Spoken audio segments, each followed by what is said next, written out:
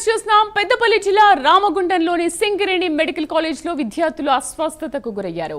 నిన్న రాత్రి ఓ రెస్టారెంట్లో 11 మంది విద్యార్థులు భోజనం చేశారు. భోజనం తిన్నాక 11 మందికి వాంతులు విరోచనాలయ్యాయి. వెంటనే విద్యార్థులను స్థానిక ఆసుపత్రికి తరలించారు. ప్రస్తుతం విద్యార్థుల ఆరోగ్యం నిలకడగా ఉందని ఆర్ఎంఓ తెలిపారు.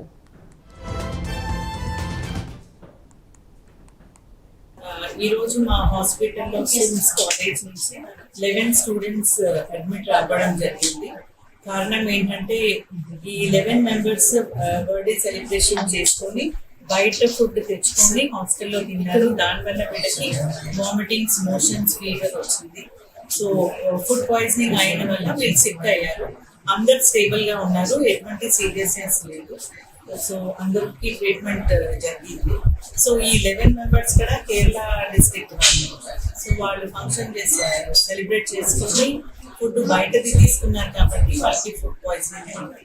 సో ఒకటే మేము కోరేది ఏంటంటే రైనీ సీజన్ లో అందరూ జాగ్రత్తలు పాటించాలి, బయట ఫుడ్ మాత్రం తీసుకోకుండా చూసుకోవాలి. పెద్దపల్లి జిల్లా రామగుండంలోని సింగరేణి మెడికల్ కాలేజ్లో విద్యార్థులు అస్వస్థతకు గురయ్యారు. నిన్న రాత్రి ఓ రెస్టారెంట్లో 11 మంది విద్యార్థులు భోజనం చేశారు. భోజనం తిన్నాక 11 మందికి వాంతులు విరోచనాలయ్యాయి. పూర్తి సమాచారం కరెస్పాండెంట్ రాజు అందిస్తారు. రాజు, అసలు ఏం జరిగింది?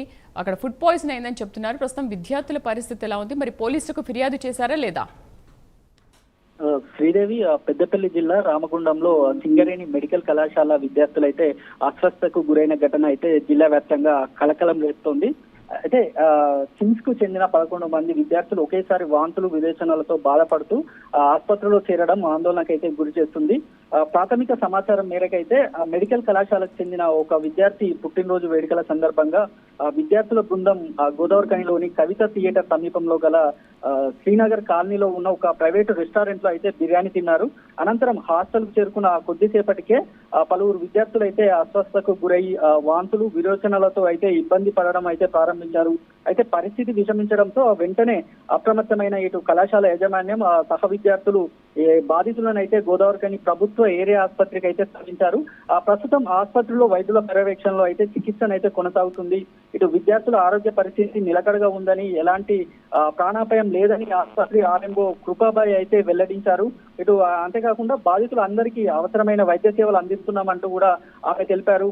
అయితే మరోవైపు విద్యార్థులు భోజనం చేసిన రెస్టారెంట్ లో ఆహార నాణ్యత, ఇటు పరిశుభ్రత ప్రమాణాలు, నిల్వ విధానాలపై అయితే అనుమానాలు అయితే వ్యక్తమవుతున్నాయి. ఒకే చోట భోజనం చేసిన అనంతరం ఇంతమంది విద్యార్థులు అస్వస్థకు గురవడం అయితే ఫుడ్ పాయిజనింగ్ జరిగి ఉండొచ్చని అయితే అనుమానాలు అయితే వ్యక్తమవుతున్నాయి. అయితే అసలు కారణం ఏమిటన్నది అయితే ఇప్పుడు అధికారుల విచారణలో అయితే తేలాల్సి ఉంది.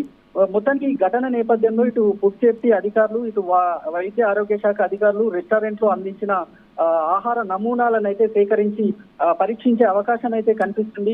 విద్యార్థులు తిన్న బిర్యానీ వల్లే ఈ పరిస్థితి ఏర్పడిందా, లేక మరే ఇతర కారణాలైనా ఉన్నాయా అనే అంశాలపై అయితే పూర్తి స్థాయి దర్యాప్తు అయితే జరగనుంది.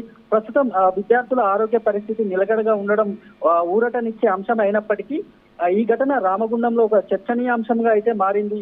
విచారణ తర్వాత అయితే పూర్తి ఘటనకు సంబంధించిన ఈ పూర్తి వాస్తవాలు అయితే వెలుగులోకి వచ్చే అవకాశం ఉన్నది. రాజు, థ్యాంక్ యూ.